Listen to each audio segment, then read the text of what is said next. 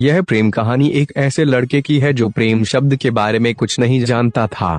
उसने कभी भी प्रेम के बारे में नहीं जाना था। चलिए हम उस लड़के के प्रेम कहानी को जानते थे। एक लड़का था, वह काफी खुश रहता था। उसके जीवन में कोई गम नहीं था।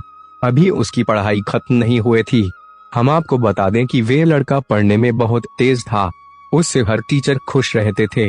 जब वह अगली कक्षा में गया तो उसके कक्षा में एक नई लड़की का दाखिला हुआ।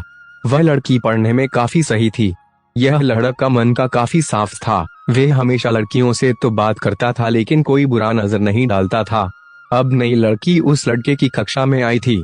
पहले तो इन दोनों में कोई बात नहीं होती थी, लेकिन वह कहते हैं न कि नियति जो चाहे वह कर सकती है। कुछ समय बाद ही पढ़ाई से जुड़ी काम के लिए बातें शुरू होने लगी। पहले तो काफी कम बातें होती थी लेकिन उन दोनों को एक दूसरे से बात करने में काफी मजा आता था।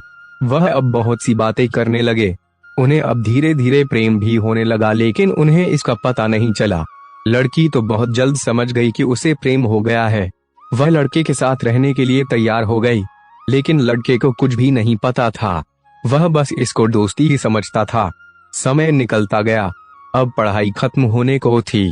लड़की सोचती थी कि लड़का अपने तरफ से बोले, लेकिन लड़का अभी तक कुछ नहीं समझ सका था। आखिर लड़की ने ही यह बात उसके दोस्तों से कही।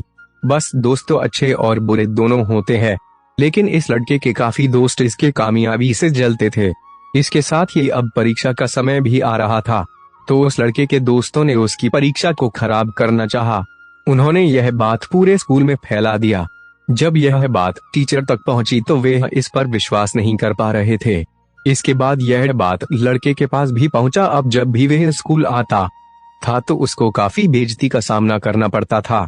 इसके कारण उस लड़की से बात करना भी छोड़ दिया और परेशान भी होने लगा। उसने जैसे तैसे परीक्षा को खत्म किया और उसके बाद वह अपने नई जिंदगी की शुरुआत की।